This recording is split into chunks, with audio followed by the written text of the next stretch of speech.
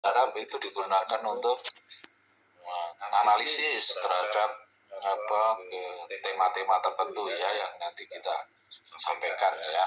Mungkin minggu depan kita sampaikan tema apa yang harus teman-teman kaji kan gitu ya, atau mungkin nanti di setelah pasca presentasi ini juga bisa kita sampaikan. Oke, mungkin siapa yang dulu memulai?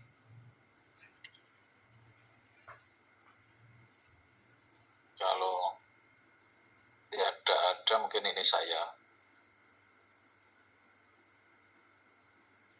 minta untuk Muhammad Kasan, ada nggak ya?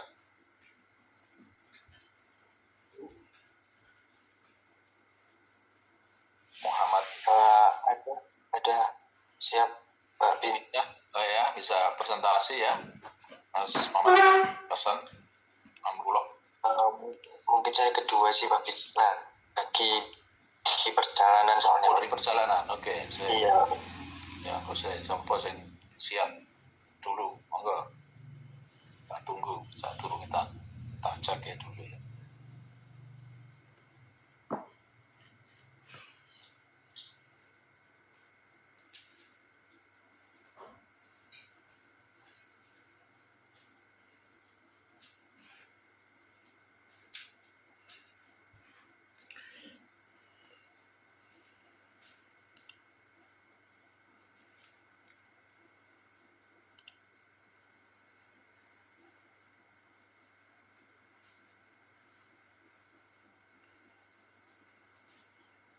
Ngisi.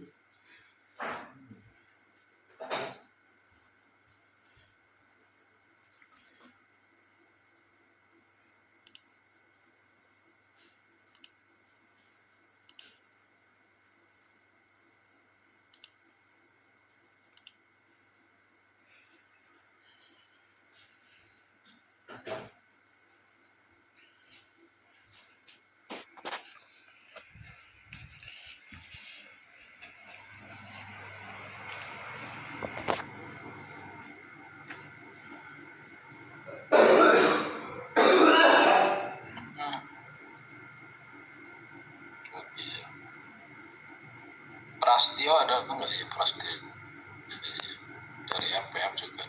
Mas Prastio ada? Iya, Pak Bin hadir. Bisa ya untuk presentasi saya. Oh ya, presentasi Pak Bin ya? Iya. Siap.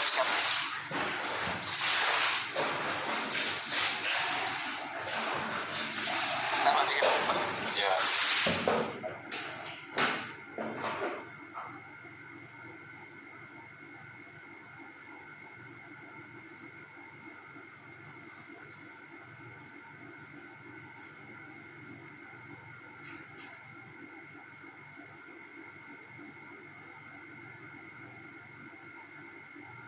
Izin share screen boleh Pak Bin?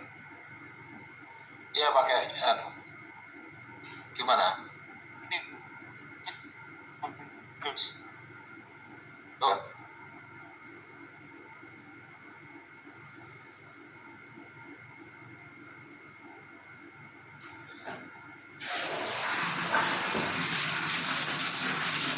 Oke, coba Mas. Bisa.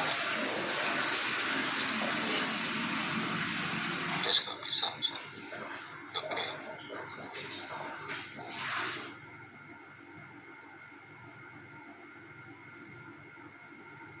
Ya, baik. Assalamualaikum warahmatullahi wabarakatuh. Selamat siang Pak Bin dan rekan-rekan sekalian.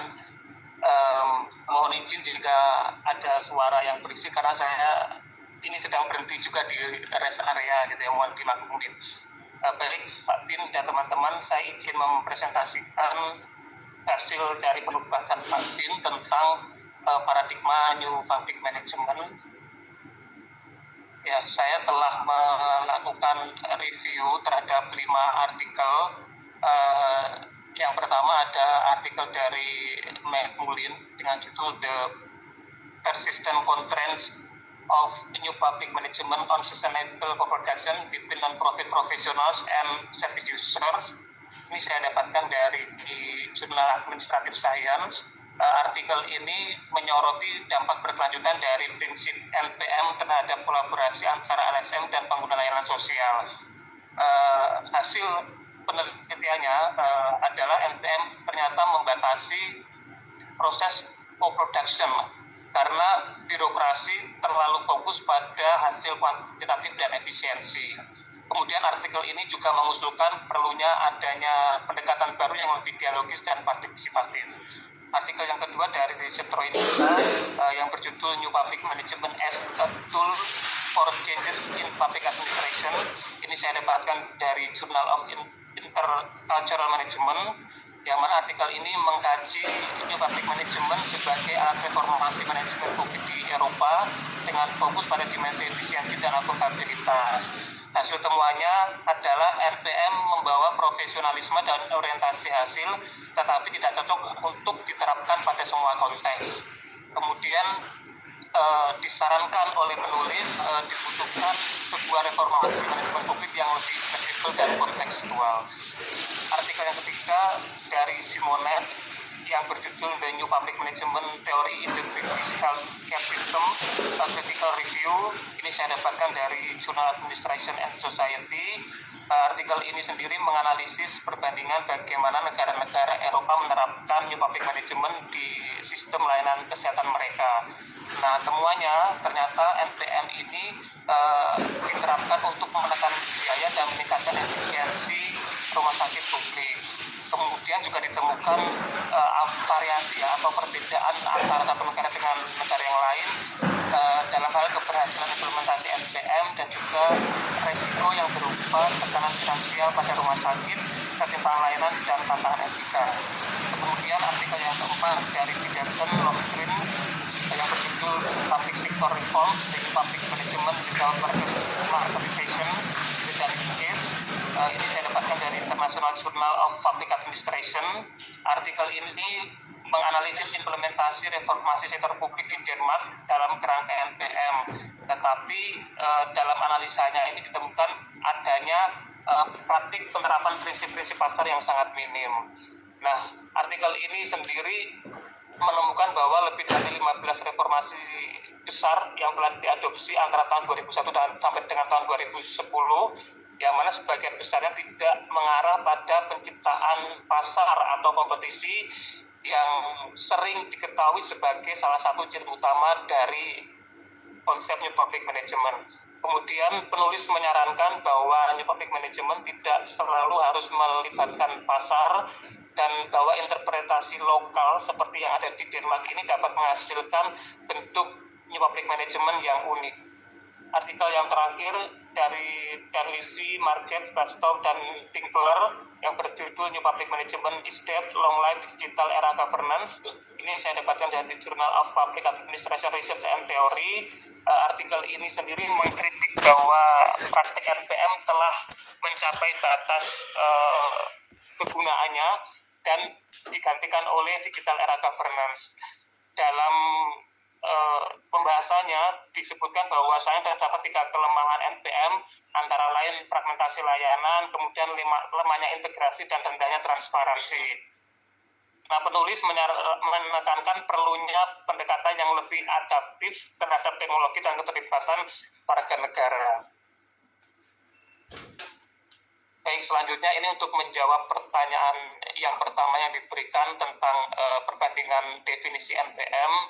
Dari jurnal Macmullen saya menemukan bahwasanya NPM ini didefinisikan sebagai sebuah pendekatan manajemen publik yang mendorong pemerintah untuk berperilaku seperti bisnis swasta dengan fokus pada efisiensi, pemotongan biaya, dan penerapan mekanisme pasar dalam penyediaan layanan publik.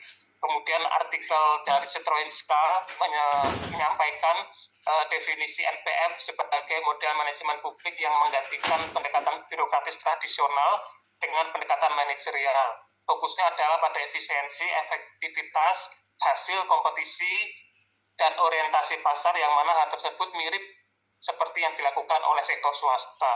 Kemudian Simonet mendefinisikan NPM sebagai sebuah istilah luas yang mencakup berbagai komponen doktrinal dengan inti pada penggunaan kekuatan pasar untuk memberikan layanan publik dan penerapan prinsip-prinsip manajerial sektor swasta ke dalam sektor publik.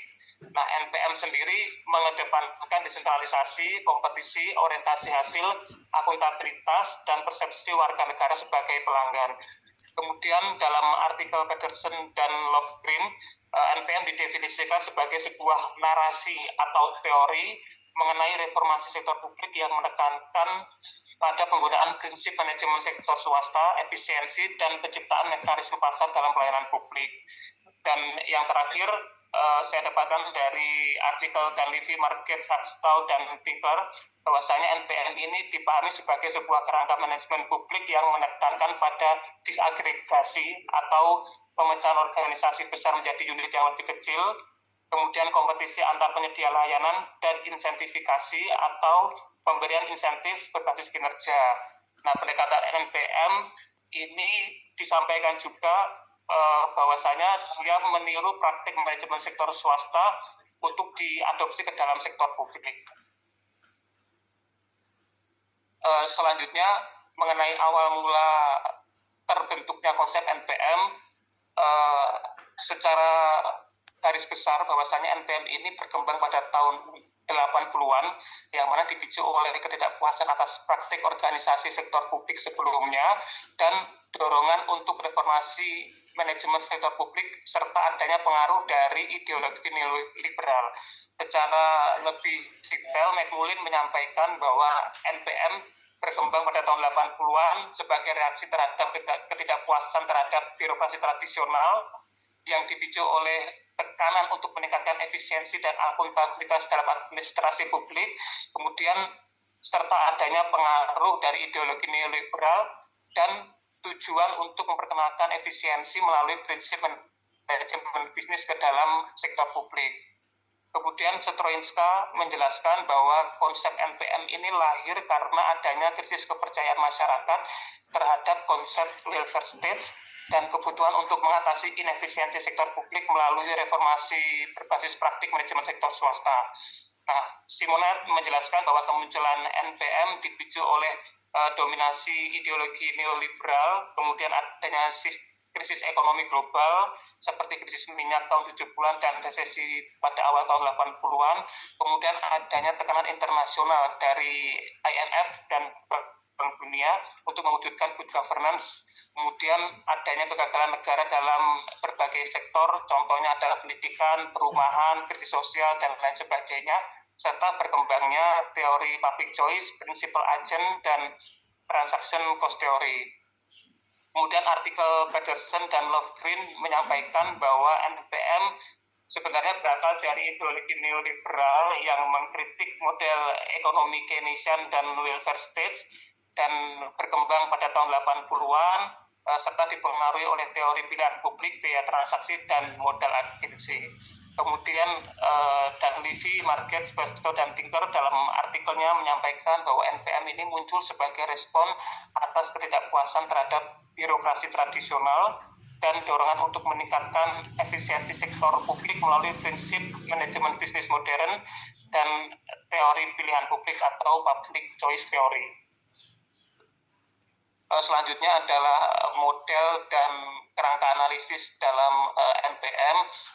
Dari artikel yang ditulis oleh Petroinska, saya menemukan bahwa terdapat model dasar dalam NPM.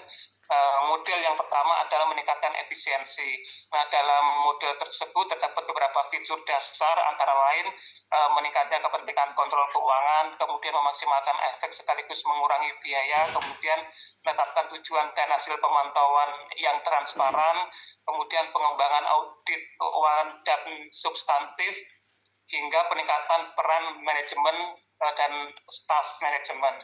Kemudian dalam model 2, ini juga disebut dengan membatasi ukuran organisasi dan desentralisasi manajemen, yang mana di dalamnya terdapat beberapa fitur dasar, antara lain yang pertama adalah pengembangan pasar semua layanan publik, kemudian meningkatkan peran kontrak, kemudian membatasi peran manajemen hierarkis demi kepentingan manajemen kontrak, kemudian fokus pada pentingnya kerjasama tim, dan fokus pada manajemen melalui dampak.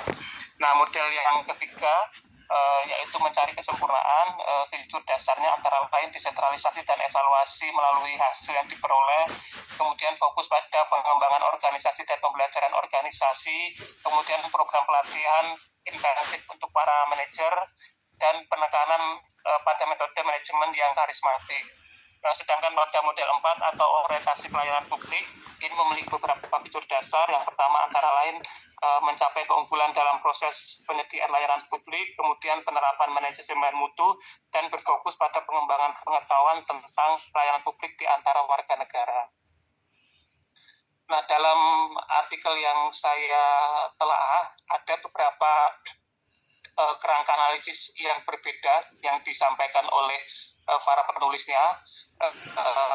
Dalam artikel Mekulin, analisis kerangka analisis yang digunakan antara lain standar dan kontra kompetitif, kemudian pengukuran kinerja, kemudian profesionalisasi organisasi nirlaba, yang mana organisasi ini disetting untuk menjadi lebih seperti organisasi bisnis, kemudian adanya pembingkaian warga sebagai pelanggan. Pada artikel Peterson dan Lovgren, kerangka analisis yang digunakan adalah ideologi neoliberal sebagai dasar normatif, kemudian instrumen kebijakan yang mendukung pasar, dan yang terakhir adalah reformasi sektor publik sebagai implementasi kebijakan. Sedangkan pada artikel Dunleavy, Market, Bastow, dan Tinker, kerangka kerja analisis yang digunakan antara lain disaggregation atau pemecahan struktur organisasi besar menjadi unit yang lebih kecil dan lebih fleksibel, kemudian competition atau penerapan mekanisme pasar antara penyedia layanan, dan incentivization atau pemberian insentif berbasis kinerja.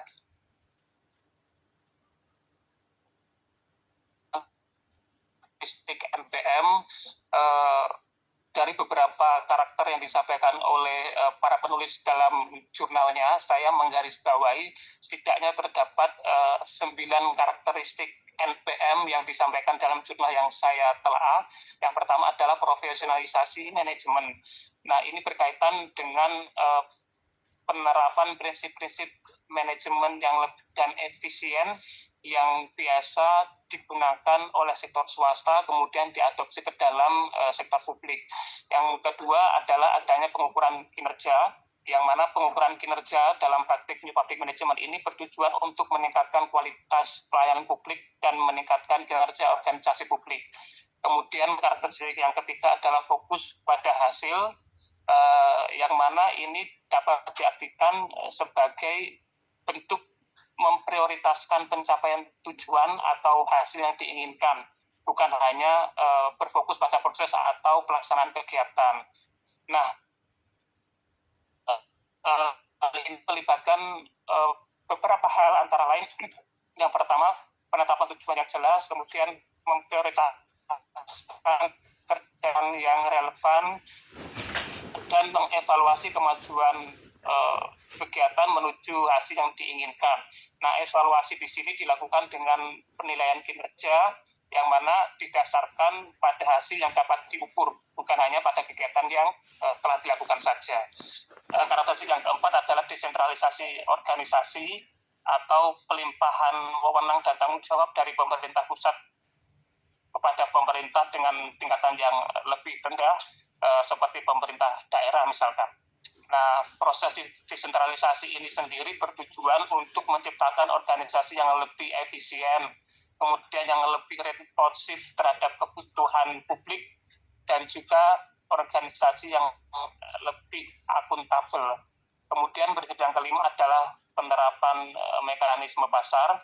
Tujuan utama dari penerapan mekanisme pasar sendiri adalah untuk meningkatkan efisiensi, efektivitas, dan kualitas pelayanan publik dengan cara memodifikasi sistem manajemen tradisional yang kaku dan birokratis menjadi sebuah sistem yang digerakkan oleh pasar.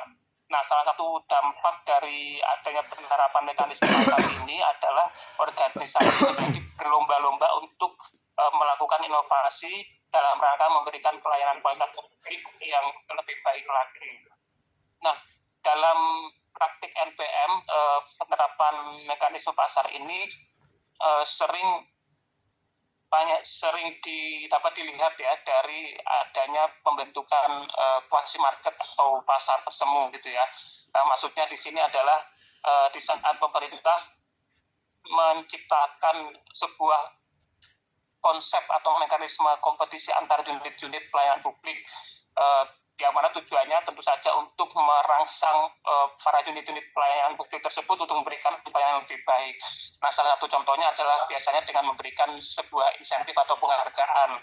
Kalau praktek di Indonesia kita sering kali mendengar adanya sebuah penghargaan inovasi pelayanan publik. Nah, itu mungkin salah satu bentuk dari penerapan mekanisme pasar dalam konsep NPM. Kemudian prinsip yang keenam atau karakter yang keenam adalah efisiensi sumber daya. Efisiensi sumber daya ini diartikan dengan penggunaan sumber daya yang optimal untuk mencapai hasil yang diinginkan. Nah, seperti yang sudah dibahas sebelumnya, bahwasanya NPM ini lebih menekankan pada efisiensi sumber daya sebagai salah satu tujuan utamanya. Sumber daya yang dimaksud antara lain sumber daya tenaga, sumber daya waktu, sumber daya manusia, sumber daya anggaran, dan lain sebagainya. Yang mana sumber daya ini dikelola dengan seoptimal mungkin atau digunakan seminimal mungkin untuk mencapai hasil yang semaksimal mungkin. Karakteristik yang ketujuh adalah penerapan sistem kontraktual, outsourcing, dan privatisasi. Kalau dalam referensi lain mungkin ini biasa disebut dengan catalytic government. Nah, di sini pemerintah berperan sebagai pengarah saja. Maksudnya pemerintah hanya menjalankan fungsi yang strategis saja, antara lain mungkin bisa sebagai perencana, pencetus visi, atau penyedia berbagai kebijakan strategis lainnya, dan pemerintah tidak ikut campur dalam pelaksanaan kegiatan teknisnya. Kemudian karakteristik yang ke-8 adalah kompetitif. Kompetitif ini menekankan persaingan untuk meningkatkan efisiensi dan kualitas pelayanan publik. Nah, persaingan atau kompetisi yang ada dalam konsep NPM ini biasanya dapat dilihat dari adanya tender yang kompetitif, kemudian adanya privatisasi, dan mekanisme kontrak yang mana praktik-praktik tersebut mendorong berbagai pihak untuk menawarkan layanan terbaik dengan biaya yang lebih rendah. Nah, sama halnya seperti karakteristik penerapan mekanisme pasar, adanya kompetisi ini juga memberikan dampak pada organisasi sektor publik untuk berlomba-lomba melakukan inovasi untuk perbaikan kualitas layanan publik. Karakteristik yang terakhir adalah masyarakat dipandang sebagai customer atau customer oriented. Nah, hal ini berarti pemerintah atau lembaga publik perlu memberikan pelayanan yang mana tujuan utamanya adalah untuk memenuhi kebutuhan serta harapan masyarakat. Selanjutnya adalah scope of study. Jadi konsep NPM ini bisa diterapkan dalam studi dalam bidang apa atau di mana saja.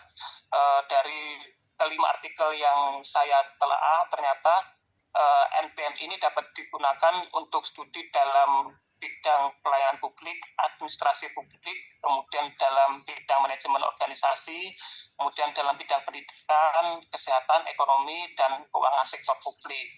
Nah, dalam artikel McMullin, penelitiannya sendiri dilakukan di Sheffield, Inggris, yang melibatkan 7 organisasi nirlaba, yang mana organisasi tersebut memberikan layanan sosial dan komunitas. Dan dalam artikel itu dilihat bagaimana NPM ini berpengaruh dalam praktek produksi bersama. Kemudian dalam artikel yang ditulis oleh Stronska, konsep NPM dikaji dalam konteks reformasi administrasi publik di Polandia, khususnya dalam perubahan manajemen layanan publik oleh lembaga pemerintah pasca transisi politik dan ekonomi pada tahun 90-an. Kemudian dalam artikel Simonet disebutkan bahwa NPM ini dilakukan untuk melakukan analisis layanan kesehatan publik di Inggris, terutama dalam konteks reformasi National Health Service. Kemudian dalam artikel Peterson dan Lofgren, konsep NPM diterapkan pada studi di Denmark ya untuk menganalisis 15 reformasi besar sektor publik termasuk reformasi struktural, pajak, polisi, pengadilan, dan universitas. Kemudian dalam artikel Dan Levy, Margetts, Rostow, dan Tinkler, NPM dikaji dalam konteks reformasi administrasi publik di negara-negara maju seperti Inggris, Selandia Baru, Australia, Kanada, Amerika Serikat, dan Belanda.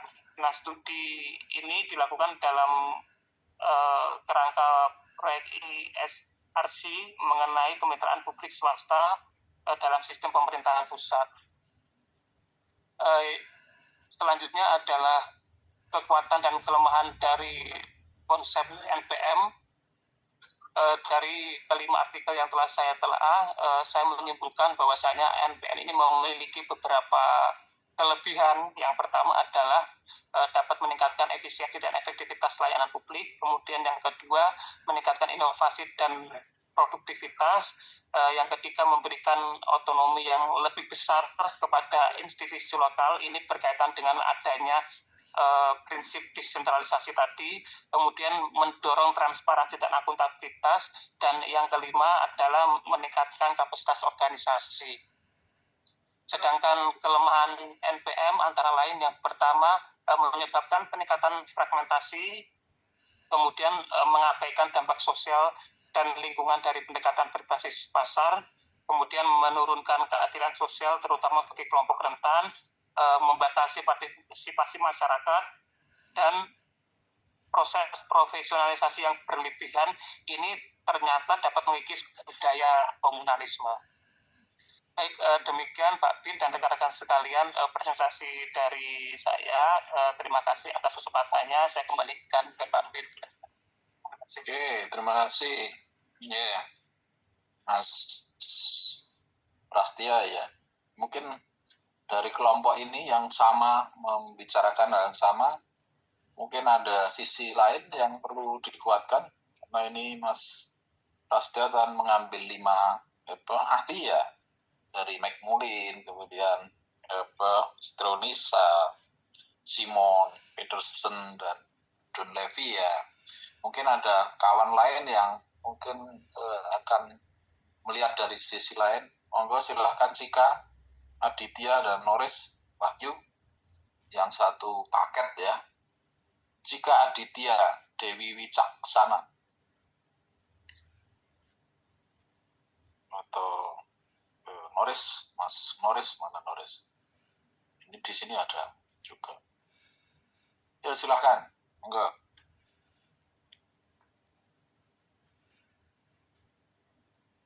Norris ada enggak? Jika mana Jika? Ya, siap Pak Bin. Ya, Jika kamu apa turu ya. Nah, ya. Gimana kamu? Kurang lebih untuk 5 artikel yang saya dapatkan, saya rangkum itu sama Bapak. Jadi NPM itu memang sebagai suatu respon terhadap kekurangan dari manajemen tradisional yang sebelumnya digunakan. Nah, dalam PPT saya itu saya menambahkan studi kasus Pak Bin. Ya, jadi studi kasusnya itu 2 negara, yaitu Bangladesh dan Turki. Nah, di Bangladesh itu penerapan NPM di situ cenderung gagal Pak Bin, karena memang Bangladesh itu sendiri kan negara pecahan dari India yang sebelumnya juga dipengaruhi oleh Inggris. Nah, jadi di Bangladesh itu meskipun sudah diterapkan NPM, tapi dalam implementasinya itu masih menemukan banyak sekali kendala. Utamanya karena politik dan birokrasinya di Bangladesh itu mereka menjalin aliansi. Jadi tidak ada check and balance yang serius gitu. Kemudian di Bangladesh sendiri masih banyak praktek korupsi. Kemudian di samping itu juga karena mereka negara baru, merdeka tahun 1971, secara anggaran juga mereka masih kurang. Kemudian secara sumber daya manusianya juga masih kurang tertata, gitu Pak Bin. Kemudian kalau yang di Turki itu implementasinya dari NPM sendiri itu dimulai pada tahun 2000-an utamanya pada undang-undang keuangannya Pak Bin. Jadi di sana itu awalnya masih sentralistik sekali. Kemudian di tahun 2000 itu ada suatu undang-undang yang berbasis kinerja. Jadi mengadopsi prinsip-prinsip NPM dalam undang-undang keuangan negaranya Turki sendiri itu Pak Bin. Kemudian yang dapat saya simpulkan dari kedua negara itu, NPM ini merupakan konsep yang baik asalkan dasar manajemennya itu sudah terpenuhi dan sumber daya untuk melaksanakannya itu tersedia dengan sesuai gitu Pak. Oke, sampun Bapak. Oke, ya terima kasih Cika Ditya. Jadi refleksi dari studi kasusnya ya, teorinya mungkin hampir sama ya, tapi studi kasusnya ini kebetulan ada di negara berkembang. Sementara tadi yang disampaikan Mas Prastio banyak di Jerman, Eropa Barat ya, ini negara-negara maju ya, ini menarik saling melengkapi ya. Oke, mungkin ada teman yang lain yang sebelum saya tawarkan ke teman-teman yang lain untuk berdiskusi. Mas Noris ada nggak? Atau Mas Pak Bin, saya membahas OPA Pak Bin. Kalau saya lihat ini saya membahas OPA di pembagian. Bahwa OPA siapa sih membahas apa ini siapa selain Cika siapa? Cika, Prastio, Mas Josa sama Mbak Elva. Mbak Elva ada nggak? Josa, Muhammad. Siapa Bin? Izin Pak, berdasarkan beberapa jurnal yang kami review, 5 jurnal itu kurang lebih garis besarnya sama yang dipaparkan Mas Prasetyo, cuma sama dengan Mbak Cika. Jadi saya juga mengambil studi kasus, cuma berbeda seperti yang di jurnal pertama itu yang studi kasus di Indonesia. Jadi konteksnya itu reformasi birokrasi dan desentralisasi sejak tahun 2000 di Indonesia. Jadi implementasinya itu pemberian wewenang yang lebih besar kepada pemerintah daerah dari pemerintah pusat tentunya. Yang kedua itu penerapan sistem pengukuran kinerja dan berorientasi pada pelayanan publik yang disesuaikan dengan kebutuhan masyarakat lokal, seperti itu. Terus dampaknya meningkatkan efisiensi dan transparansi layanan publik, itu yang di Indonesia. Kemudian yang studi kasus yang kedua dari jurnal kedua itu konteksnya dari tahun 1997 sampai 2010. Ini kepemimpinan teacher kalau nggak salah ini Pak, dan New Labor mendorong efisiensi sektor publik. Jadi implementasinya New Public Management itu lebih ke pembentukan internal market layanan kesehatan dan pendidikan. Yang kedua, kontrak kerja dan pengukuran output, serta privatisasi dan pengurangan ukuran birokrasi. Jadi dampak yang timbul di situ yaitu peningkatan fokus pada hasil serta adanya kritik terhadap komersialisasi layanan publik. Lalu yang studi kasus ketiga di Selandia Baru, yaitu konteksnya disebutkan bahwasanya dia adalah negara pertama yang menerapkan New Public Management secara penuh pada tahun 1980-an. Jadi implementasinya agensification, yaitu pemisahan lembaga berdasarkan fungsi, serta kontrak kinerja yang lebih eksplisit untuk pejabat senior, serta penggunaan indikator output dan outcome-nya. Mungkin itu Pak Vin, secara garisnya teori dan indikatornya sama dengan Mas Prasetyo. Ya, oke.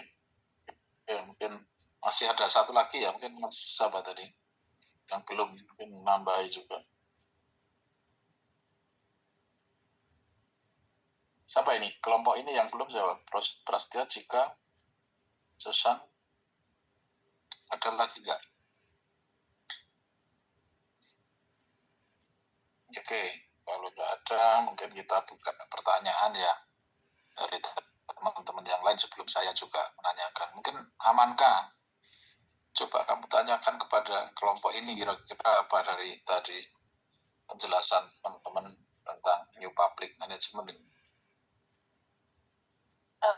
Iya Pak Bin, jadi izin teman-teman dari untuk paradigma NPM ya, mungkin saya minta diberikan penjelasan aja sih, mungkin bisa ditegaskan kembali karakteristik utama dari NPM ini apa yang membedakan dengan jadi mungkin terserah siapa yang nanti mau menjawab pertanyaan saya begitu. Terima kasih. Ya, monggo. Diawali dari Mas Prastio dulu, Pak.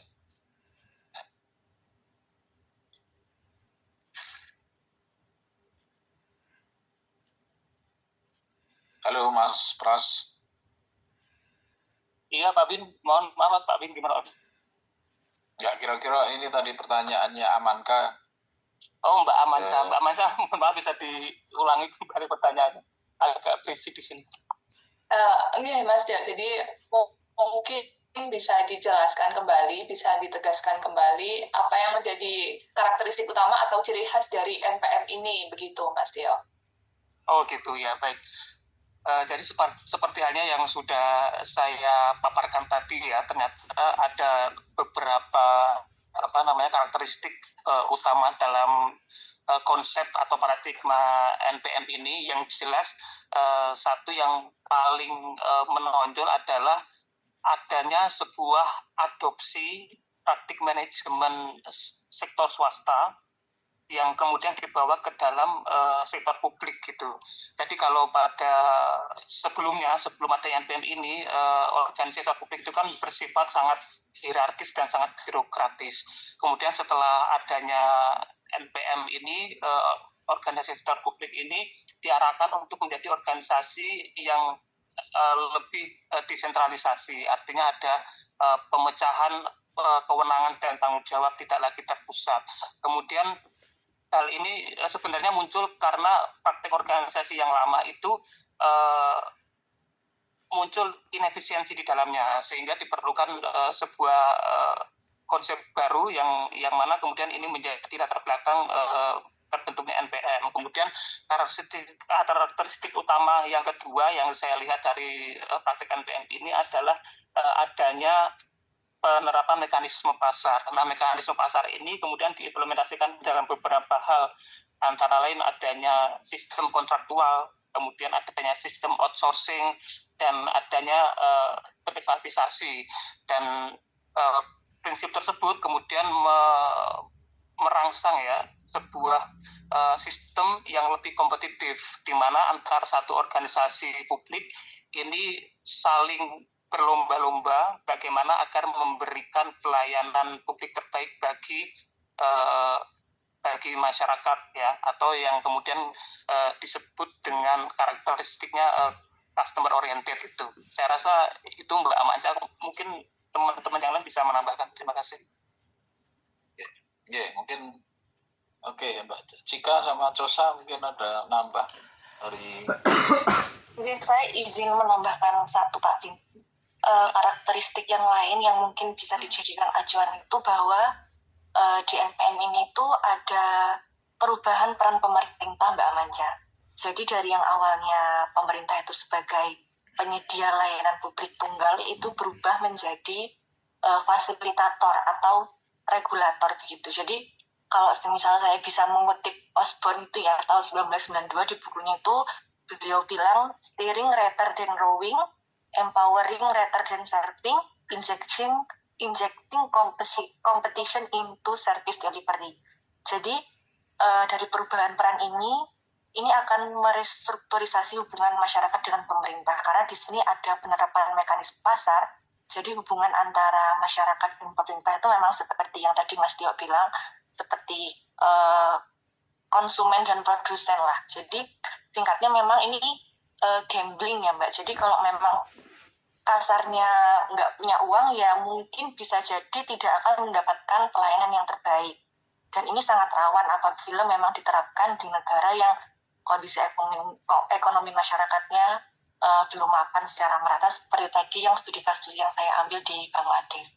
Tapi kalau memang secara manajemen dasarnya sudah terpenuhi, sumber dayanya itu sudah cukup, seperti negara-negara di Eropa yang tadi dicontohkan sama Mas Pras, kemungkinan besar itu akan berhasil karena memang antara birokrasi pemerintah dan masyarakatnya itu masing-masing punya kekuatan gitu Mbak, untuk pemerintahnya itu punya kekuatan untuk kepatuhannya, kemudian mengawasi jalannya kompetisi di masyarakat ini, kemudian masyarakatnya juga punya daya beli lah istilahnya untuk mendapatkan pelayanan publik terbaik. Mungkin itu aja Pak Bin, ternuhun. Ya, terima kasih. Mungkin tambahan tadi, monggo Mas Sosa. Siap Pak Bin. Mohon izin Pak Bin dan teman-teman, tanpa mengurangi hormat apa yang sudah disampaikan Mas Pras dan Mbak Cika, jadi izin lebih merinci aja. Jadi kalau perbedaan utama new public management dan paradigma lain itu ketika kita melihat dari sisi fokusnya NPM itu lebih ke efisiensi, efektivitas, dan berorientasi pada hasil output. Sedangkan OPA itu lebih ke pemisahan politik dan administrasi, serta birokrasi dan regulasi atau peraturan. Dan NPS itu lebih ke fokus di pelayanan masyarakat, partisipasi, dan nilai-nilai publik. Itu kalau berbicara fokus. Kalau berbicara prinsip, itu NPM lebih menekankan prinsip bisnis, yaitu persaingan pasar dalam perdagangan dan pasar internal yang dimasukkan dalam manajemen sektor publik, serta desentralisasi dan fleksibilitas. Dan prinsip dari OPA sendiri itu lebih ke hierarkis, peraturan, prosedur, dan kontrol sentral. Serta NPS prinsipnya itu lebih ke partisipasi, kolaborasi, pelayanan yang berpusat pada masyarakat, dan kesetaraan. Lalu ketika kita berbicara terkait pendekatannya, jadi NPM itu lebih ke mengadopsi praktek swasta, seperti manajemen swasta. Dan OPA itu lebih ke pendekatan tradisional birokrasi. Dan NPS lebih ke pemberdayaan masyarakat, pendorong inovasi, dan fokus pada pelayanan yang berpusat pada masyarakat sendiri. Sedangkan orientasi, ketika kita berbicara orientasi, NPM itu berorientasi pada hasil, jelas. Lalu OPA itu berorientasi pada prosedur atau tata cara, peraturan, atau SOP. Dan NPS itu berorientasi pada pelayanan dan partisipasi ataupun lebih ke apa sih tujuan masyarakat. Mungkin itu Pak Bin, terima kasih. Ya, terima kasih. Ya, jadi itu ya penjelasannya buat Amanka ya. Iya Pak Bin, sudah sangat jelas. Terima kasih Mas Prasetyo, Mbak Cika, Mas Dosa. Oke, ada satu lagi penanya dari teman yang lain. Bu Patricia Maria Agustina bisa bertanya kepada teman kita ini yang jawab.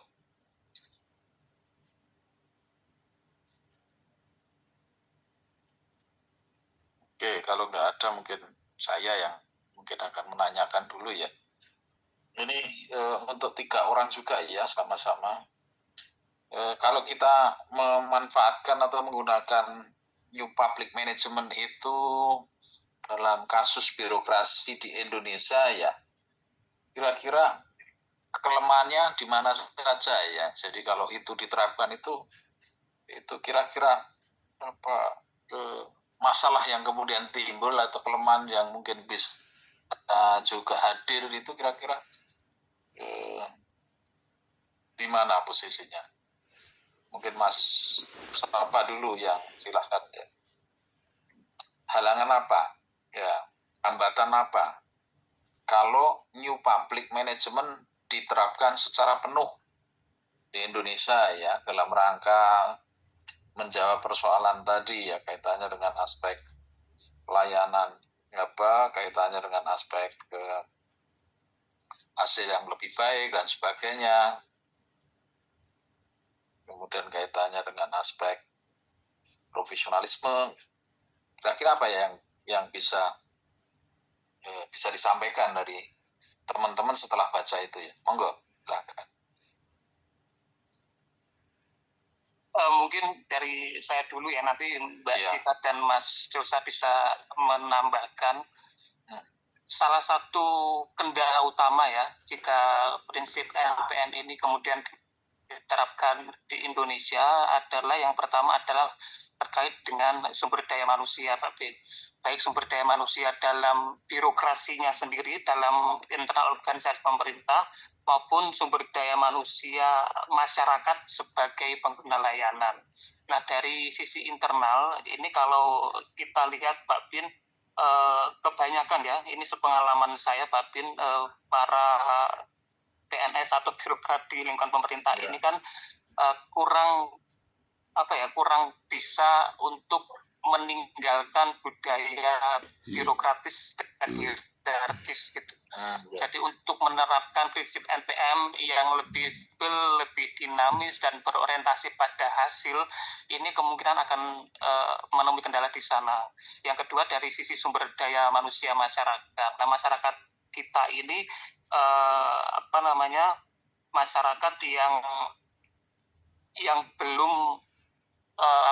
belum terlalu paham ya tentang dan belum terlalu kritis sebenarnya terhadap apa-apa yang pelayanan publik yang diberikan oleh pemerintah. Padahal dalam konsep NPM ini masyarakat sebagai tujuan atau sasaran utamanya. Tadi disebutkan bahwa adanya sistem customer oriented ini menyatakan bahwa segala bentuk proses bisnis pemerintah itu harusnya bertujuan untuk memenuhi kebutuhan dan keinginan masyarakat. Namun masyarakat kita ini masyarakat yang sebagian besar kurang kritis ya karena adanya kualitas sumber daya manusia yang belum memadai, sehingga ketika prinsip NPM ini diterapkan, masyarakat tidak akan bisa memberikan feedback yang lebih baik ya, yang baik kepada pemerintah untuk kemudian memperbaiki kualitas layanan dan membuat pemerintah terstimulus untuk berkompetisi ya, untuk menciptakan layanan yang lebih baik lagi.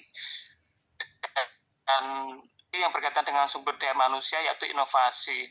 Seperti kita ketahui bahwa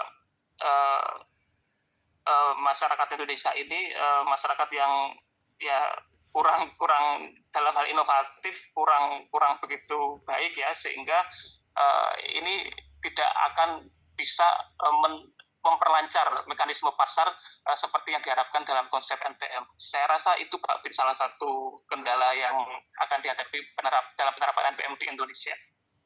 Oke, ya terima kasih. Dari sisi SDM-nya dan proses-proses ke arah inovasi ya ini yang jadi kendala. Mungkin yang lainnya selain Mas Pras, ayo Kak Cika sama. Izin Pak Bin, mungkin Ya. bahkan Selesai. Jadi kalau Mas Pras tadi berbicara tentang SDM, kalau saya lebih ke manajemennya Pak Bin. Oke, apa? Jadi ketika berbicara new public management itu kan ya manajemen swasta yang dimasukkan dalam sektor publik. Tentu itu ada namanya persaingan pasar. Jadi dalam hal ini jika itu diterapkan di Indonesia mungkin akan terjadi kesenjangan Pak Bin. Misalkan contohnya di sektor kesehatan ketika kita berbicara pengobatan dengan berbasis BPJS tentunya itu pasti akan diberikan penanganan yang mungkin lebih low daripada penanganan yang di rumah sakit swasta yang tanpa BPJS. Mungkin seperti itu. Jadi saya lebih ke ketidakmampuan negara dan dukungan politiknya Pak Bin untuk melakukan new public management secara utuh di Indonesia. Jadi ketika itu diterapkan secara utuh, kita itu masih cenderung untuk tidak memiliki kemampuan dalam perubahan itu Pak. Jadi menimbulkan kesenjangan bagi masyarakat yang tidak mampu. Mungkin seperti itu Pak. Oke, ya ini sisi lain ya. Dari sisi manajemen, mungkin juga aspek dukungan politik dan anggaran juga bisa yang belum optimal. Oke. Satu lagi monggo, Mbak. Ini siapa Pak Bin?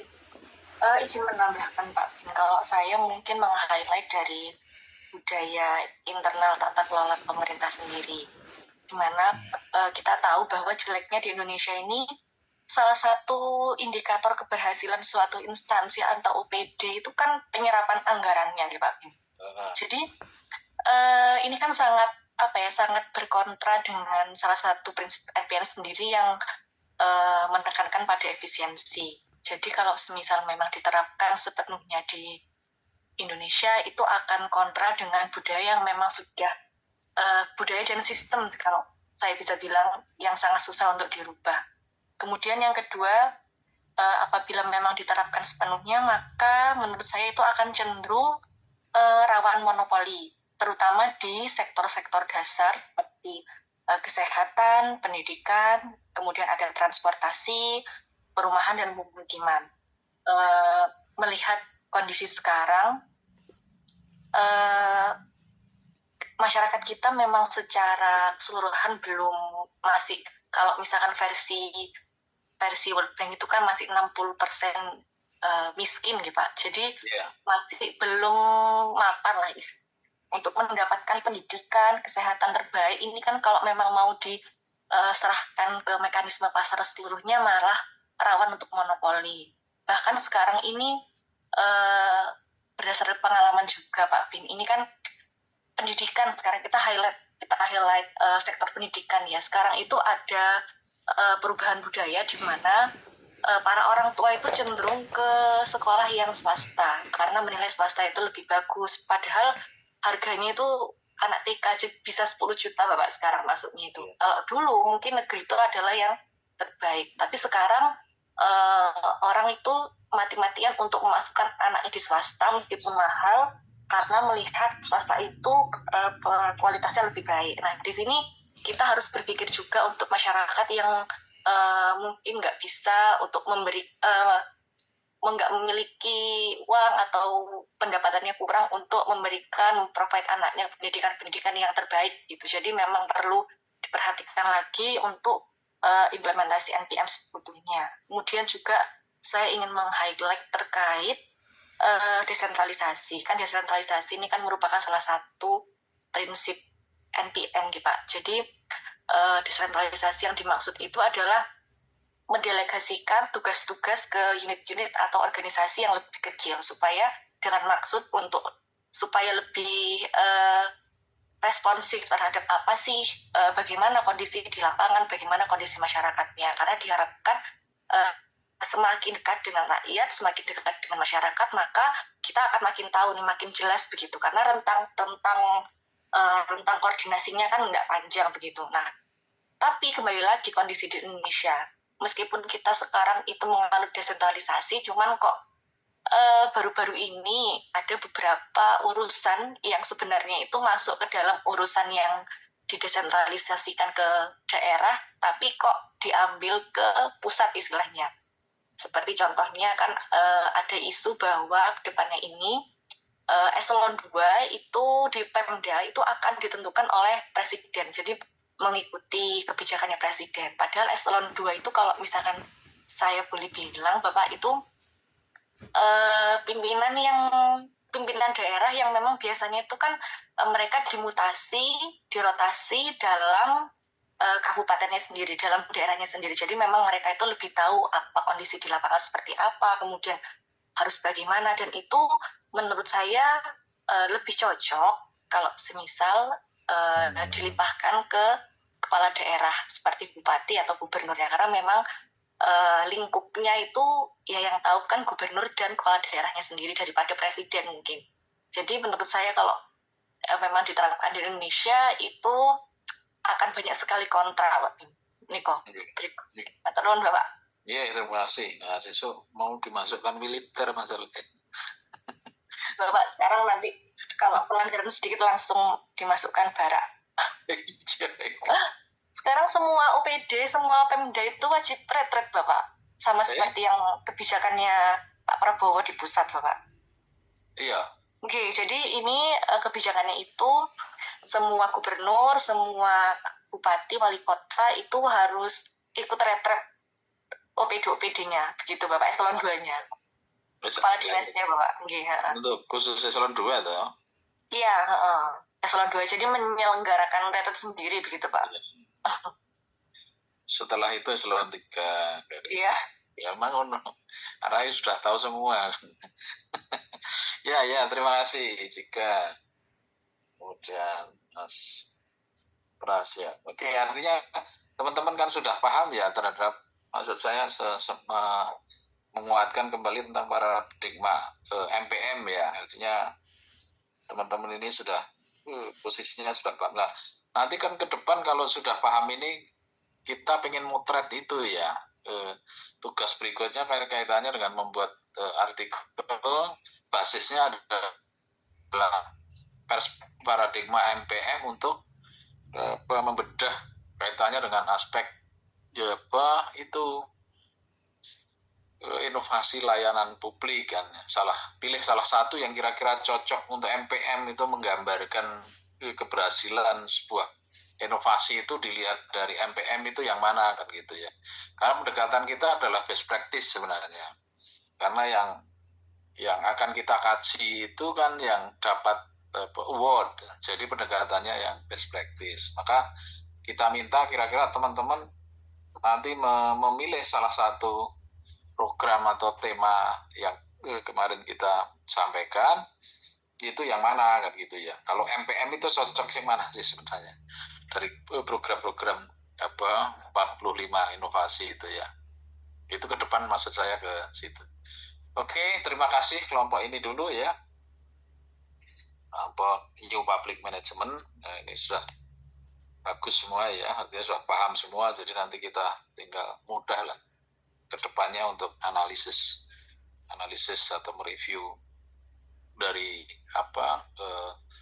inovasi layanan publik tahun 2023, karena 2024 kan nggak ada. Jadi bahan yang kita pakai adalah tahun 2023. Oke.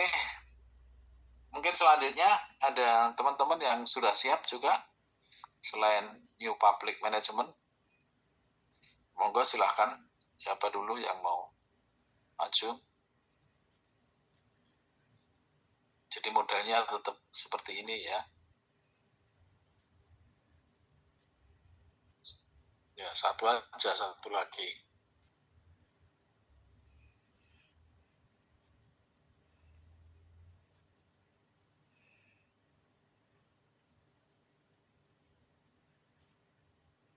Kalau tidak ada mungkin saya sebut saja ya. Mas Wahyu Anugrah ada nggak ya? Siapa Pak? Wahyu Anugrah Utama. Siap. Posisi ada di mana ini Mas Wahyu? Siap di rumah Pak. Suaranya kok enggak? Siap di rumah Pak.